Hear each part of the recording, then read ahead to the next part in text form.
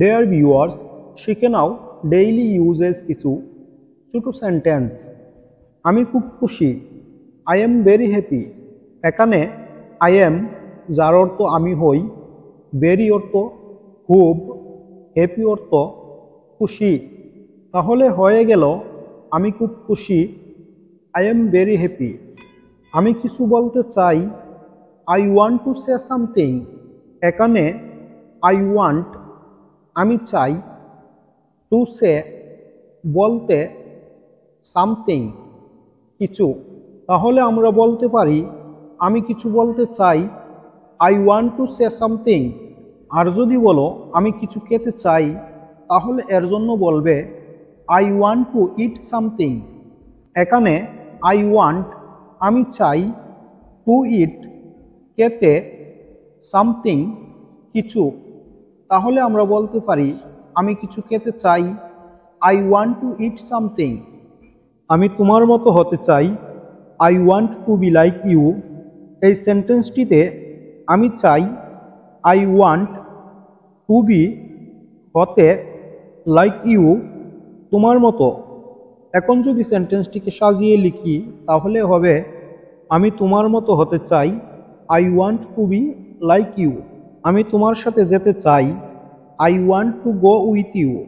এখানে I want আমি চাই, টু গো যেতে, উইথ ইউ তোমার সাথে। তাহলে সেন্টেন্সটিকে সাজিয়ে লিখলে হবে আমি তোমার সাথে যেতে চাই, I want to go with you. আমি আসার চেষ্টা করব, I will try to come. এখানে আমি চেষ্টা করব, আই উইল ট্রাই আসতে বা আসার, টু কাম। এখন সেন্টেন্সটিকে সাজিয়ে বললে হবে আমি আসার চেষ্টা করব, I will try to come. দয়া করে কথা বলো, প্লিজ পিক আপ। এখানে দয়া করে, প্লিজ কথা বলো, স্পিক আপ। এখন যদি সেন্টেন্সটিকে সাজিয়ে বলি তাহলে হবে দয়া করে কথা বলো, প্লিজ স্পিক আপ। এটা আমার দায়িত্ব, ইট ইজ মাই রেসপন্সিবিলিটি। এখানে ইট ইজ অর্থ হলো এটি হয়, মাই অর্থ হলো আমার, রেসপন্সিবিলিটি যার অর্থ হলো দায়িত্ব। তাহলে আমরা বলতে পারি এটি আমার দায়িত্ব, ইট ইজ মাই রেসপন্সিবিলিটি। এখন যদি এই সেন্টেন্সটিকে আমি ইন্টারোগেটিভ করি সেক্ষেত্রে হবে এটি কি শুধু আমার দায়িত্ব, is it just my responsibility. এখানে ইজ ইট অর্থ হলো এটি কি, জাস্ট শুধু, মাই আমার, রেসপন্সিবিলিটি দায়িত্ব।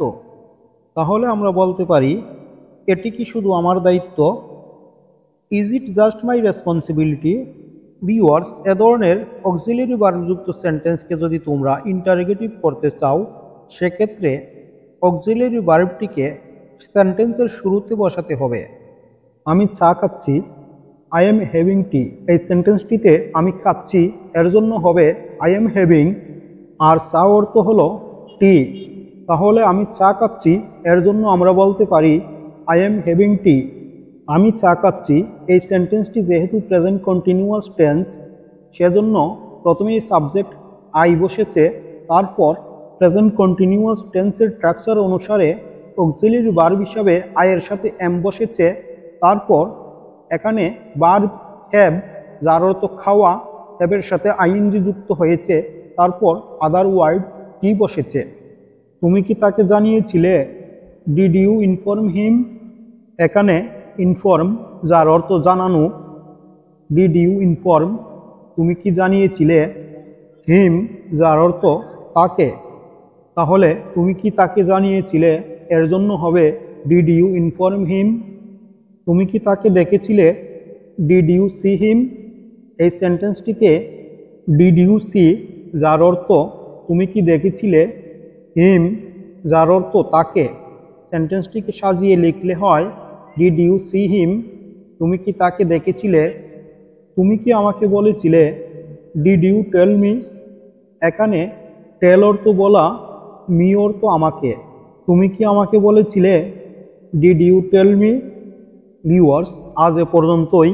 যদি ভিডিওটি তোমাদের ভালো লেগে থাকে তাহলে চ্যানেলটি সাবস্ক্রাইব করে আমার সাথে যুক্ত থাকো আর লাইক, কমেন্ট অ্যান্ড শেয়ার করো। তোমাদের একটি লাইক এবং একটি সাবস্ক্রাইব আমাকে এ ধরনের শিক্ষণীয় ভিডিও বানাতে উৎসাহিত করে। আল্লাহ হাফেজ।